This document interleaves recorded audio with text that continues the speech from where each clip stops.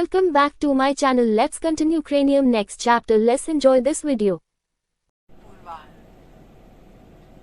उस दोपहर डॉक्टर बुसिया ने पीड़ितों की कलाई, हाथ और दाहिने टखने के और हिस्से लिए।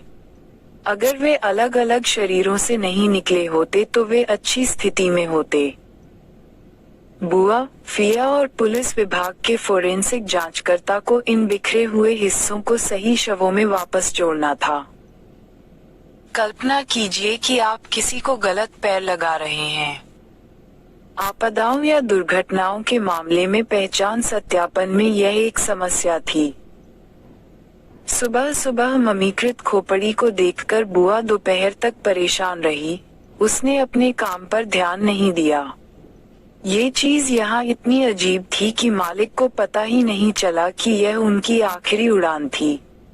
फिर भी बुआ ने यात्री की प्रोफाइल को स्कैन किया, जिसमें प्राचीन वस्तुओं के बाजार में शामिल कुछ लोग थे, जिससे उसकी हैरानी कम हुई। यद्यपि वह पीड़ितों के बारे में अधिक जानना चाहती थी, लेकिन उनके अंगों को जल्द से जल्द बरामद करना उनकी प्राथमिकता थी। कुछ मामलों में मंडलियों ने मम्मी के शाप के बारे में बात की, अगर उनकी शाश्वत शांति भंग हो गई।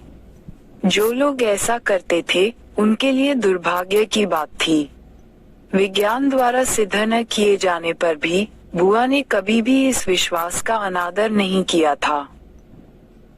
कई बार विज्ञान कुछ घटनाओं के लिए स्पष्टीकरण नहीं दे पाता। बुआ एक भौतिक मानव विज्ञानी थी जो प्रागैतिहासिक मनुष्यों, उसी प्रजाति के स्तनधारियों और कुछ जानवरों के व्यवहार के बारे में अध्ययन करती थी। बहुत सी चीजों के लिए विज्ञान जवाब नहीं था। दूसरे शब्दों में, कुछ चीजों को विज्ञान के नजरिए से नहीं देखा और समझाया जा सकता था, खासकर वे चीजें जो विज्ञान के पनपने से पहले अस्तित्व में थीं। प्रकृति और मानव का अस्तित्व उससे भी अधिक समय से है, तथा प्रथम वैज्ञानिक सिद्धांत के अन्वेषण और अभिलेखन से भी अधिक समय से है। यही कारण था कि बुआ किसी भी बात के लिए तैयार रहती थी, चाहे उसके लिए कोई ठोस स्पष्टीकरण हो या न हो। यह मम्मी अभिशाप उनमें से एक था।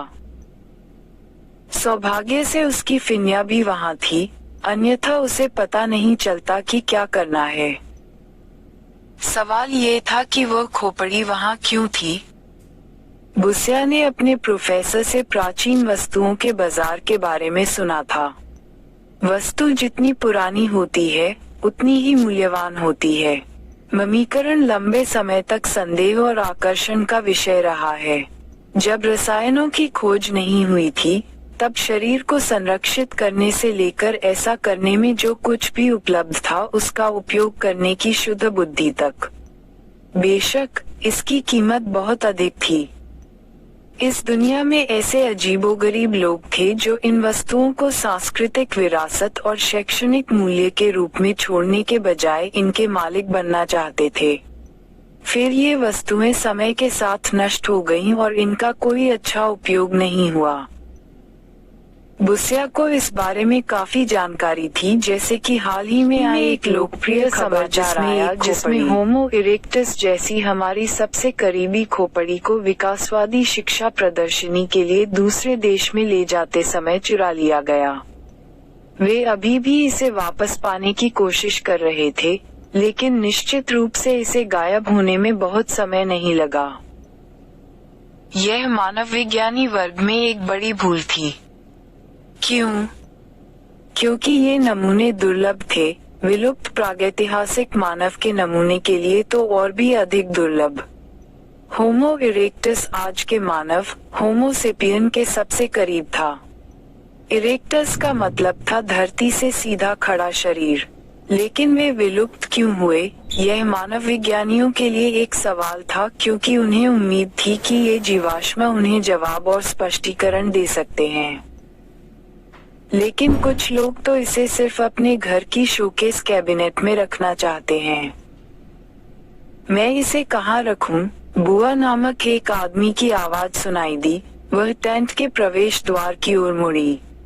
वह अकेली थी क्योंकि फिन्या 10 मिनट पहले दुर्घटना स्थल से 600 मीटर दूर वन क्षेत्र में और शवों की जांच के लिए गए थे। कृपया इसे खाली मेज पर रख दें, मैं बाद में देखूंगा।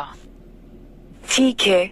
फोरेंसिक जांचकर्ता, जो उससे 7 या 8 साल छोटा लग रहा था, ने सिर हिलाया और फिर उसने पीड़िता के शव पर एक कपड़ा लपेट दिया, जिसे हाल ही में बरामद किया गया था, जहां बुआ ने उससे ऐसा करने के लिए कहा था। आपका बहुत बहुत धन्यवाद। बुआ ने अपने काम में कई घंटे लगा दिए। वह पहले नए शरीर की जांच करना चाहती थी, लेकिन खाने के समय से 2 घंटे हो चुके थे।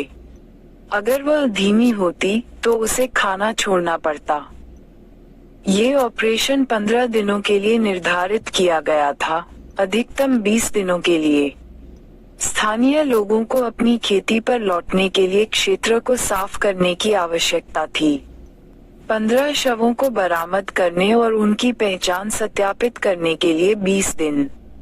फोरेंसिक मानव विज्ञानी और फोरेंसिक जांचकर्ताओं के कुल 5 लोगों के संसाधन के साथ ये पर्याप्त नहीं था। चाहे आप इसे कैसे भी देखें, चाहे आप इसे किसी भी नजरिए से देखें, ये पर्याप्त नहीं था। सिर्फ भागों को इकट्ठा करके उन्हें एक शरीर में समेटना ही काफी मुश्किल था। बेशक, इसके बाद और भी काम करना होगा। अगर पुलिस विभाग ने उनसे सहयोग मांगा, तो शोध संस्थान को बाकी बचे हिस्सों को वापस ले जाकर खुद ही उस पर काम करना होगा। और बुसिया को अनुमान था कि ऐसा ही होगा। वर्तमान में इसमें शामिल लोगों की जांच करने और मृतकों की जल्द से जल्द पहचान करने के लिए अतिरिक्त यात्री पृष्ठभूमि जांच की जा रही है।